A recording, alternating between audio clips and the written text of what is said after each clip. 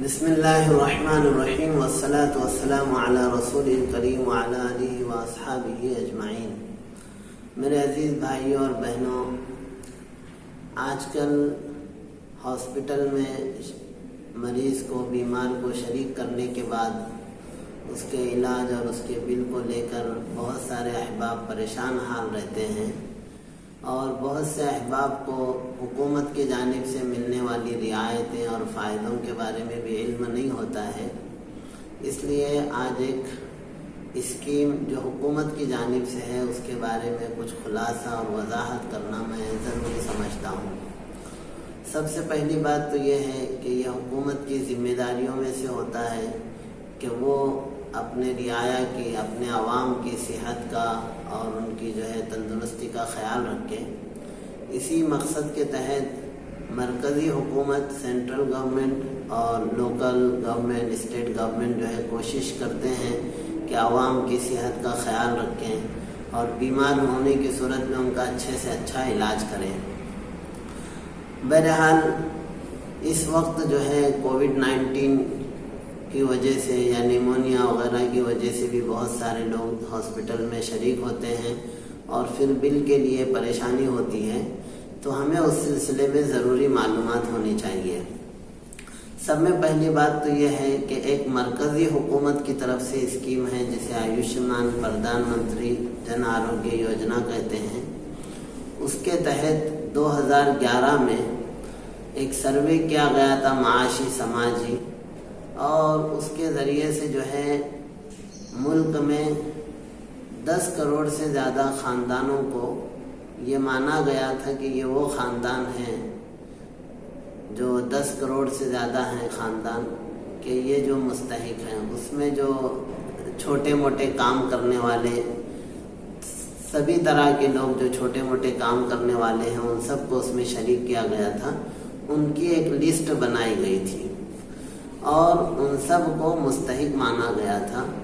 तो इसकी लिस्ट 2011 में ही तैयार हो गई थी। अब इसमें कोई नए नामों का इजाफा नहीं होगा, अलबत्ता उन्हीं ख़ानदानों के नए मेंबर का इसमें इजाफा हो सकता है। तो आप लोग वेबसाइट पे जाकर जो है आप अपना नाम चेक कर सकते हैं। अगर उसके अंदर आपका नाम है तो 5 लाख तक का इलाज आपको मुफ्त दिया जाता है पूरे ख़ानदान के लिए। बहरहाल दूसरी जो स्कीम है जिसके बारे में और हमें अच्छी तरह से समझना चाहिए, इसमें ज़्यादा लोग हैं, वो स्कीम है महात्मा ज्योतिबा फुले जन आरोग्य योजना। ये महाराष्ट्र हुकूमत की जानिब से दी जाने वाली स्कीम है। इसके तहत तकरीबन सभी लोग इसमें शामिल होते हैं। मसलन जिनके पास पीला राशन कार्ड है, जिनकी आमदनी 1 लाख से ज़्यादा नहीं है, या फिर अन्नपूर्णा राशन कार्ड है, या जो राशन कार्ड पीला राशन कार्ड है, तो बहरहाल तकरीबन सभी लोग इसमें शामिल हैं। अलबत्ता जिनके पास सफ़ेद राशन कार्ड है तो 14 ज़िले ऐसे हैं महाराष्ट्र के, जैसे औरंगाबाद है, जालना है, बीड़ है, लातूर, उस्मानाबाद, नांदेड़ और वर्धा है, अकोला है। इस तरह के जो है कुछ ज़िले हैं, 14 ज़िले हैं जहाँ पर किसानों को अगरचे उनके पास सफ़ेद राशन कार्ड हो तब भी उनको इस स्कीम के तहत फ़ायदा दिया जाता है। अब ये महात्मा ज्योतिबा फुले स्कीम है क्या? असल ये जो स्कीमें बनती हैं, एक हमारे लिए बहुत परेशानी की बात है कि इस्लाम में जुआ, सट्टा कर लगाना, इसी तरह से सूद, बैज इस्लाम में टोटली प्रोहिबिटेड हैं, मुतलकन हराम है। लेकिन अल्लाह ताला ने जिन चीज़ों को हराम किया है वहीं अल्लाह ताला फरमाते हैं कि जिसकी मजबूरी हो जाए, उसके पास कोई ऑप्शन ना हो, उसके पास कोई सब्स्टिट्यूट ना हो, वो मजबूर हो जाए, तो मजबूरी के बकद्र ये चीज़ें चूँकि हुकूमत की तरफ से आ रही हैं, अगरचे हम ये कहते हैं कि हुकूमत को चाहिए कि ऐसी स्कीमें लाएँ जो जुए से पाक हो, सूद से पाक हो। तो इंश्योरेंस और अश्योरेंस की जो स्कीमें आती हैं, जो पॉलिसियां हैं, अक्सर में जुआ या सूद पाया ही जाता है, जिसकी वजह से वो हराम ही रहेंगे। अलबत्ता बक़द्र मजबूरी इसकी इजाज़त हो सकती है। तो मैं चूँकि उन ख़ानदानों के बारे में बात कर रहा हूँ जो मजबूर हैं और लॉकडाउन ने और उनकी कमर तोड़ दी है, उनके पास कोई पैसा नहीं है। फिर वैसे में अगर घर का कोई मेंबर परेशान होता है, बीमार होता है, तो उनके लिए और वो ज़्यादा मजबूरी बन जाती है। तो उनकी मजबूरियां जहन में रखकर ये चीज़ों की वजाहत कर रहा हूँ। तो बहरहाल जिन लोगों के पास भी पीला राशन कार्ड है या ज़ाफ़रानी कलर का राशन कार्ड है, उन सब के लिए ये स्कीम है। इस स्कीम के तहत ये है कि 1 साल में एक ख़ानदान को 1.5 लाख तक का इलाज मुफ्त दिया जाता है।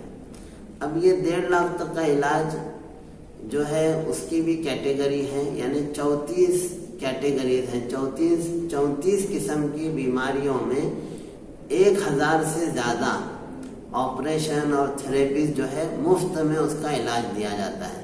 अगर गुर्दों का ट्रीटमेंट करना, गुर्दों की अगर ट्रांसप्लांटेशन का मसला है, पेवनकारी का, तो तब तो 2.5 लाख तक का इलाज इसमें मुफ्त दिया जाता है।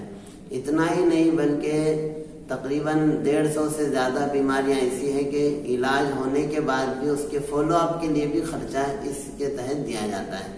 तो 1.5 लाख तक का इलाज मुफ्त है पूरी तरह से। 1 साल में 1.5 लाख तक एक ख़ानदान को मुफ्त इलाज दिया जाता है। तो ये चूँकि सभी के लिए है, तो इससे हम लोग फ़ायदा उठाएं, जो हमारी आवाम है इसको इल्म में रखें। अच्छा, इसका तरीका क्या होगा फ़ायदा उठाने का? तो वो ये कि जब कोई इस तरह के, वो पूरी कैटेगरीज हैं, आप मालूम करें। हमारे यहाँ तकरीबन, मैं लिस्ट चेक कर रहा था वेबसाइट पे, तो पूरे ज़िले शोलापुर में 43 हॉस्पिटल ऐसे हैं जो इस स्कीम से जुड़े हुए हैं। उन हॉस्पिटल में से किसी हॉस्पिटल में आप जाएं, वहाँ पर आरोग्य मित्र बोलकर एक डेस्क होगा, एक तरफ कुछ लोग होंगे, 1-2 बैठे हुए। आप उन आरोग्य मित्र से मिलें, बीमारी बताएं, तो वो आपको सारी गाइडेंस इस सिलसिले में देंगे। या फिर जो भी महात्मा ज्योतिबा फुले स्कीम के तहत जो भी शामिल हैं हॉस्पिटल, जो भी उससे रिलेटेड हैं, वो हॉस्पिटल हर महीने एक मेडिकल कैंप लेना उनके लिए ज़रूरी है। तो जब उनकी तरफ से मेडिकल कैंप हो और आप वहाँ शरीक हों, तो वो एक रेफरेंस लेटर भी आपको दे सकते हैं। तो बहरहाल तरतीब उसकी ये है कि जब भी आपको वो 1000 से ज़्यादा ऑपरेशन, किसी ऑपरेशन की ज़रूरत पड़े, तो आप आरोग्य मित्र के पास जाएं। वहाँ पर अपना जो मुस्तहिक होने का जो, यानी जैसे पीला राशन कार्ड है या फिर जो आपके पास ज़ाफ़रानी कलर का राशन कार्ड है, आप उसके मुस्तहिक हैं तो आप बताएं, उसके साथ आधार कार्ड जोड़ दें और डॉक्यूमेंट दे दें। तकरीबन 12 घंटे में जो है उसका प्री ऑथराइजेशन रिक्वेस्ट जो होती है, इब्तिदाई दरख्वास्त, वो मंजूर होके आ जाती है। जब मंजूर होके आ जाए तो प्राइवेट हॉस्पिटल जो है वो तो 30 दिन के अंदर वो ऑपरेशन जो भी हो या थेरेपी हो उसको पूरा करेंगे, और अवामी हॉस्पिटल जो है 2 महीने का उनको पीरियड दिया गया है कि 2 महीने के अंदर अंदर वो ऑपरेशन का काम पूरा करें। और फिर जो है ऑपरेशन के साथ जो भी वहाँ लगने वाला है, हॉस्पिटल का बेड का चार्जेस हैं वहाँ, फिर यहाँ तक कि खाना भी मरीज को दिया जाता है उस पीरियड में। और खाना ही नहीं बल्कि उसके बाद ऑपरेशन होने के बाद घर तक जाने का किराया भी उस स्कीम के तहत दिया जाता है। 1 रुपया भी मरीज से लिए बगैर, मरीज से 1 रुपये की भी मांग नहीं होगी दवाखाने वालों की, बल्कि पूरा मुफ्त देना होगा।